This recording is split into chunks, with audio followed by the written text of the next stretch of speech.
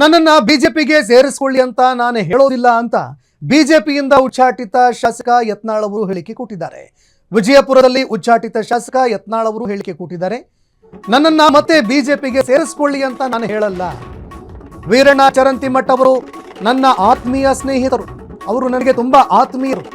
ಬಾಗಲಕೋಟೆಯಲ್ಲಿ ನನ್ನನ್ನ ಪ್ರಚಾರಕ್ಕೆ ಅವರು ಕರೆದಿದ್ದಾರೆ. ಹೀಗಾಗಿ ಚರಂತಿಮಠ್ ಅವರ ಪರವಾಗಿ ನಾನು ಪ್ರಚಾರಕ್ಕೆ ಹೋಗಿದ್ದೀನಷ್ಟೇ. ಆದರೆ ಮತ್ತೆ ನನ್ನನ್ನು ಬಿಜೆಪಿ ಪಕ್ಷಕ್ಕೆ ಸೇರಿಸಿಕೊಳ್ಳಿ ಅಂತ ಹೇಳಲ್ಲ. ನಾಟಕ ಮಾಡಿ ಬಿಜೆಪಿ ಪಕ್ಷಕ್ಕೆ ಸೇರುವ ಅವಶ್ಯಕತೆಯನ್ನು ನನಗಿಲ್ಲ. ಸಚಿವ ಎಂಬಿ ಪಾಟೀಲ್ ಅವರ ಹೇಳಿಕೆಗೆ ಯತ್ನಾಳ್ ಅವರು ಕೌಂಟರ್ ಕೊಟ್ಟಿದ್ದಾರೆ.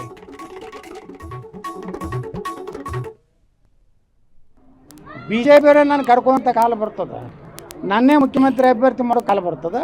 ಅದಕ್ಕೆ ಇಡೀ ಕರ್ನಾಟಕದ ಹಿಂದೂ ಕಾರ್ಯಕರ್ತರು ಸಿದ್ಧರಾಗ್ಯಾರ. 2028ಕ್ಕೆ ಕರ್ನಾಟಕದಾಗ ಹಿಂದೂ ಸರ್ಕಾರ ಬರ್ತದೆ. ಈಗೇನು ಗುಂಡಾಗಿರಿ ಮಾಡಕತ್ತಲ್ಲ ಕೆಲವೊಂದು ಕಡೆ, ನಮ್ಮ ಗಣಪತಿ ಮೆಕ್ಕಲ್ವಿಗೆ ಅವರು ನಮ್ಮ ಎಲ್ಲ ಸ್ಕೀಮ್ಗಳನ್ನು ಎಲ್ಲ ನಮ್ಮ ಸಿದ್ದರಾಮಯ್ಯ ಹೊರಗೆ ಕೊಟ್ಟಾರೆ. ಸಿದ್ದರಾಮಯ್ಯನ ಏನಾರು ಹಿಂದೂ ಪರವಾಗಿ ಸ್ಕೀಮ್ ಕೊಟ್ಟಿದ್ರೆ ನಾನು ನ್ಯೂಟ್ರಲ್ ಉಳಿತಿದ್ದೆ. ಅವರು ನೀವು ನೋಡಿಬಿಡ್ರಿ ಮೊನ್ನೆ ಬಜೆಟ್, ಹಿಂದೂಗಳು ಇರಬೇಕು ಬೇಡ, ಹಿಂದೂ ಮುಸ್ಲಿಂ ಹೆಣ್ಮಕ್ಳಿಗೆ ಆತ್ಮರಕ್ಷಣೆಗಾಗಿ ಶಿಕ್ಷಣ ಕೊಡ್ತಾರೆ ಅಂದ್ರೆ ಯಾರನ್ನ ಹೊಡಿಸ್ಬೇಕಾತಾರೆ ಇವ್ರು? ಆತ್ಮರಕ್ಷಣೆ ಅಂದ್ರೆ ಏನು ಹಿಂದೂ ಹೆಣ್ಮಕ್ಳು ಏನು ಯಾರು ಏನಾರು ಹೊಡಿದು ಬಡಿದು ಗುಂಡಾಗಿರಿ ಮಾಡ್ತಾರೆ ಹಿಂದೂ ಹೆಣ್ಮಕ್ಳು? ಮುಸ್ಲಿಂ ಹೆಣ್ಮಕ್ಳನ್ನ ಅಲ್ಲಿ ಟ್ರೈನಿಂಗ್ ಕೊಡೋದು ಅಂತ ದುರ್ದೈವ. ಮುಸ್ಲಿಂ ಹುಡುಗರು ಹೆಚ್ಚಿನ ವಿದ್ಯಾಭ್ಯಾಸಕ್ಕೆ ಹೋದ್ರೆ 30 ಲಕ್ಷ ರೂಪಾಯಿ ಕೊಡ್ತಾರೆ. 100 ಪಬ್ಲಿಕ್ CBSE ಸ್ಕೂಲ್ ಮಾಡ್ತಾರೆ. CBSE ಸ್ಕೂಲ್ ಪಬ್ಲಿಕ್ ಎಲ್ಲ ಹಾಸ್ಟೆಲ್ಗಳು ಎಲ್ಲ ಸಮಾಜದವ್ರು ಕೂಡಿ ಅಂತಂದು ಮಾಡಬೇಕು.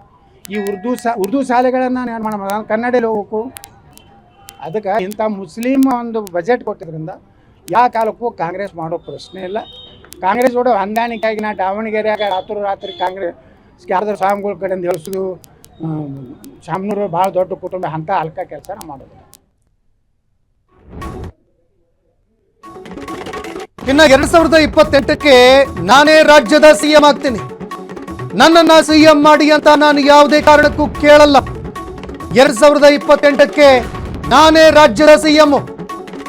ಅವರೇ ನನ್ನನ್ನ ಕರೆದು CM ಮಾಡ್ತಾರೆ. ಇಂತಹ ಕಾಲ ಶೀಘ್ರವೇ ಒದಗಿ ಬರುತ್ತೆ. ಅವರೇ ನನ್ನನ್ನ ಕರೆದು ನೀವೇ CM ಆಗಿ ಅಂತ ಹೇಳ್ತಾರೆ. BS ಯಡಿಯೂರಪ್ಪ ಮತ್ತು ಅವರ ಪುತ್ರ ಇಬ್ಬರಿಗೂ ಕೂಡ ಯತ್ನಾಳ್ ಅವರು ಶಾಕ್ ಕೊಡ್ತಾ ಇದ್ದಾರೆ. ನಾನೇ CM ಆಗ್ತೀನಿ, ಅದು ಕೂಡ ನನ್ನನ್ನ ಕರೆದು CM ಮಾಡ್ತಾರೆ ಅಂತ ಹೇಳಿದ್ದಾರೆ. ಇನ್ನ ಮುಸ್ಲಿಮರ ವಿರುದ್ಧವೂ ಕೂಡ ಯತ್ನಾಳ್ ಅವರು ಗುಡುಗಿದ್ದಾರೆ. ಮುಸ್ಲಿಮರಿಗೆ ಅಲ್ಪಸಂಖ್ಯಾತ ಕೋಟಾ ಕೊಡಲ್ಲ. ಮೊದಲ ಕ್ಯಾಬಿನೆಟ್ನಲ್ಲೇ ಈ ನಿರ್ಧಾರವನ್ನ ಮಾಡ್ತೀನಿ. ಅಲ್ಪಸಂಖ್ಯಾತ ಪಟ್ಟಿಯಿಂದ ಅವರನ್ನ ಹೊರಗಡೆ ಹಾಕ್ತೀನಿ. ನಮ್ಮಲ್ಲೇ ಅನೇಕರು ಅಲ್ಪಸಂಖ್ಯಾತರು ಇದ್ದಾರೆ, ಅವರಿಗೆಲ್ಲ ಅಲ್ಪಸಂಖ್ಯಾತ ಸ್ಥಾನಮಾನ ಕೊಡ್ತೀನಿ.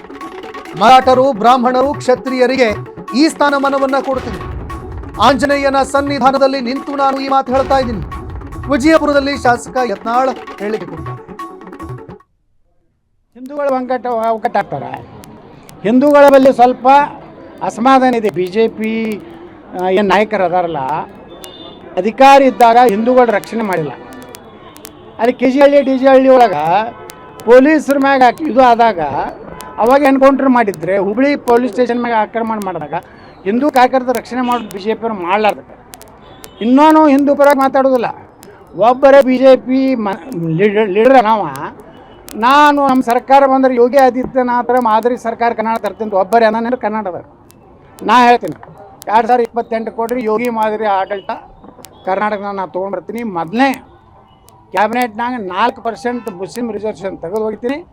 ದಲಿತರಿಗೆ, ಹಿಂದುಳಿದರಿಗೆ, ಉಳಿದೆಲ್ಲ ಲಿಂಗಾಯತ ಒಕ್ಕಲಿಗರು ಎಲ್ಲರಿಗೆ ಹಂಚಿ ಬ್ರಾಹ್ಮಣರಾದಿಯಾಗಿ ಎಲ್ಲ ಸಮುದಾಯಕ್ಕೂ ರಿಸರ್ವೇಷನ್. ಅಲ್ಪಸಂಖ್ಯಾತರು ಅಂದ್ರೆ ಏನು?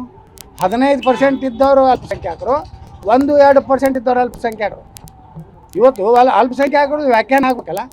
ಮರಾಠರು ಅಲ್ಪಸಂಖ್ಯಾತರದಾರ, ಬ್ರಾಹ್ಮಣರು ಅಲ್ಪಸಂಖ್ಯಾತರದಾರ, ಕ್ಷತ್ರಿಯ ಸಮಾಜ ಅಲ್ಪಸಂಖ್ಯಾತರದಾರ, ಮುಸಲ್ಮಾನರು ಎಟ್ಟದಾರ 15-14, ಅವ್ರ ಹೆಂಗೆ ಅಲ್ಪಸಂಖ್ಯಾತರು ಆಗ್ತಾರೆ? ಆ ಅಲ್ಪಸಂಖ್ಯಾತರ ಪಟ್ಟಿಯಿಂದ ಬಿಡಬೇಕು ಅಂತ ಹೇಳಿ ನಾನು ನಿರ್ಣಯ ಮಾಡ್ತೀನಿ. ಈ ಅಲ್ಪಸಂಖ್ಯಾತ ಪಟ್ಟಿ ಒಳಗಡೆ ಉಳಿದೋದು ಏನಿಗೆ ಹಿಂದುಳಿದವರೆಲ್ಲ ಕಡಿಮೆ ಇದ್ದಾರೆ ಅಂದ್ರೆ ಅವ್ರು ಸೇರಿಸುವಂಥ ಪ್ರಯತ್ನ ಮಾಡ್ತೀವಿ. 100% ನೋಡ್ರಿ. ಇವತ್ತು ಕ್ಷತ್ರಿಯರು ಆದರೆ ರಾಜಪುತ್ರರು ಬರ್ತಾರೆ, ಮರಾಠ ಬರ್ತಾರೆ, ಇನ್ನಿತರ ಸಮುದಾಯಗಳು ಬರ್ತಾವೆ. ಅಲ್ಲಿ ಬ್ರಾಹ್ಮಣರು ಕರ್ನಾಟಕ ಎಟ್ಟದಾರ 2% ಅದಾರ. ಅವ್ರು ಅಲ್ಪಸಂಖ್ಯಾತರು. 15% ಅಲ್ಪಸಂಖ್ಯಾತರು. ಸಿಖ್ರು, ಬೌದ್ಧರು, ಜೈನರು, ಕ್ರಿಶ್ಚಿಯನ್ರು ಅಂತ ಇದ್ದೇ ಅದಾರ, ಅವ್ರು ಅಲ್ಪಸಂಖ್ಯಾತರು ಅದಾರ. ಈ ಎಲ್ಲ ಸಮುದಾಯ ಕೊಡ್ತೀನಿ. ಈ ಅಲ್ಪಸಂಖ್ಯಾತ ಪಟ್ಟಿನ ಮಲ್ ತೆಗೆದು ಹೋಗಿತೀವಿ. 3 ಕಡೆ ಅವರು ಇದು ಲಾಭ ತಗೋತಾರ. 2A ಲಾಭ ತಗೋತಾರೆ ಮುಸಲ್ಮಾನರು. 3B ಅದೊಂದು ಬೇರೆ ಮೈನಾರಿಟಿ 3 ಕಡೆ ಹೊಡಿತಾರೆ. 3 ಕಡೆ ತೆಗೆದು ಧರ್ಮಾಧಾರಿತ ಮೀಸಲಾತಿ ಇಲ್ಲ ನಮ್ಮ ದೇಶನಾಗ. ಬಾಬಾ ಸಾಹೇಬ್ ಇನ್ನು ವಿವಾದಾತ್ಮಕ ಹೇಳಿಕೆಗಳಿಗೆ ಪ್ರಸಿದ್ಧವಾಗಿರುವಂತಹ ಯತ್ನಾಳ್ ಅವರು ಮಾತನಾಡಿದಂತಹ ಮಾತುಗಳಿದೆಲ್ಲವೂ ಕೂಡ ಇದೀಗ ನಾನೇ ಸಿಎಂ ಆಗ್ತೀನಿ ಅಂತ ಒಂದು ಕಡೆ ಹೇಳಿದ್ರೆ, ಮತ್ತೊಂದು ಕಡೆ ಬಿಜೆಪಿ ಅವರೇ ನನ್ನನ್ನು ಕರೆದು ಸಿಎಂ ಮಾಡ್ತಾರೆ, ನಾನು ಯೋಗಿ ಮಾದರಿಯ ಆಡಳಿತವನ್ನು ತರ್ತೀನಿ.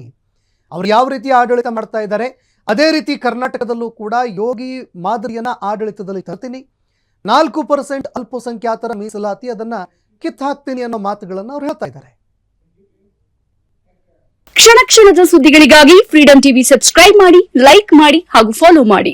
ಹೊಸ ಸುದ್ದಿಗಳ ನೋಟಿಫಿಕೇಶನ್ಗಾಗಿ ಬೆಲ್ ಐಕಾನ್ ಮೇಲೆ ಕ್ಲಿಕ್ ಮಾಡಿ.